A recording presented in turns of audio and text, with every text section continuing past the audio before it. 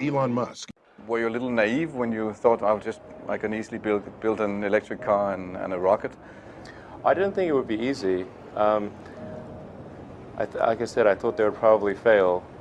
But you know, like creating a company is almost like having a child. So it's sort of like, how do you say your child should not have food? So once you have the company, you have to feed it and nurse it, and take care of it, even if it ruins you. Yeah.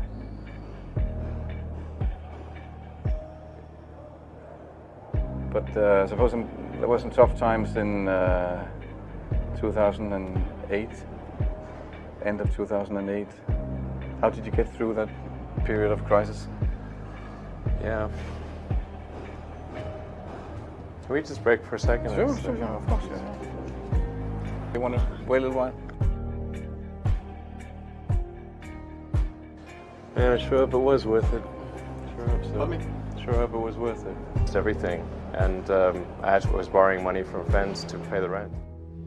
Well, I mean, Tesla really faced a severe threat of death due to the Model 3 production ramp. Essentially, the company was bleeding money like crazy, and just if we didn't solve these problems in a very short period of time, we would die. And it was extremely difficult to solve them. How close to death did you come? Within single-digit weeks.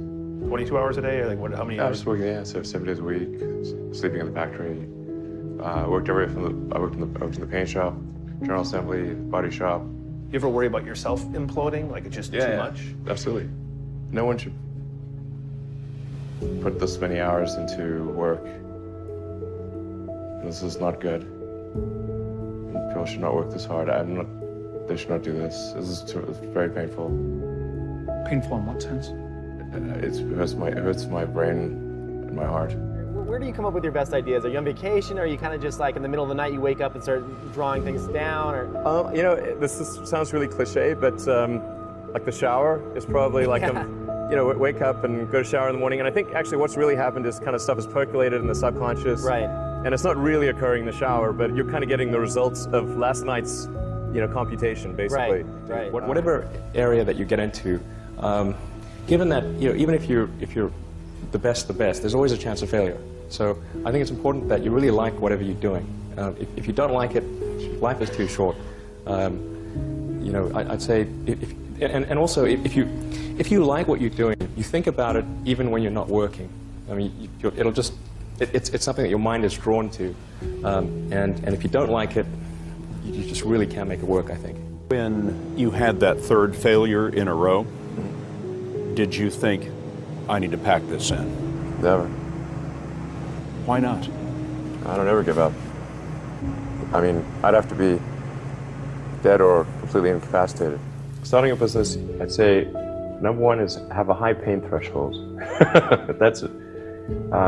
There's a friend of mine who's got a good saying, which is that starting a company is like eating glass and staring into the abyss. Okay, that's generally what happens, because when you first start a company, there's lots of optimism and things are great, and then so happiness at first is high.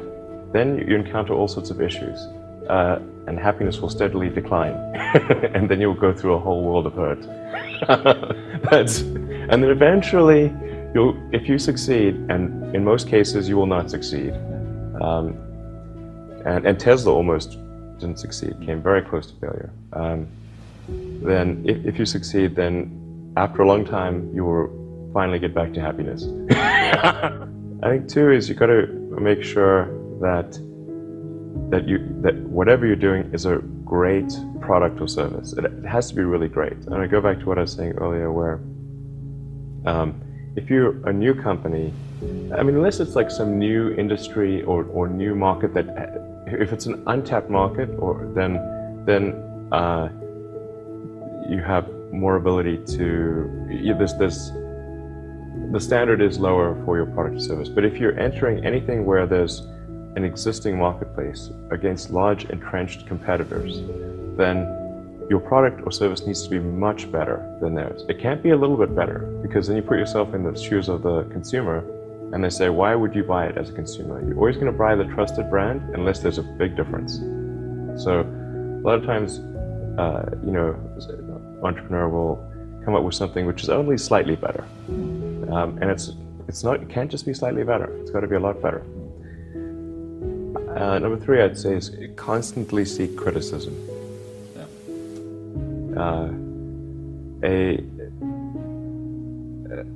A well thought out critique of whatever you're doing is as valuable as gold, and you should seek that from everyone you can, but particularly your friends. Usually, your friends know what's wrong, but they don't want to tell you because they don't want to hurt you. So lift you up, sort of. yeah. So they'll say, "Oh, I wouldn't encourage my friend, so I'm not going to tell him what I think is wrong with this product." Yeah. It doesn't mean your friends are right, but very often they are right, and you at least want to listen very carefully to what they say. And to everyone, if you're looking for, basically, you should take the approach that you're wrong. You know, that you, the entrepreneur, are wrong. Your goal is to be less wrong.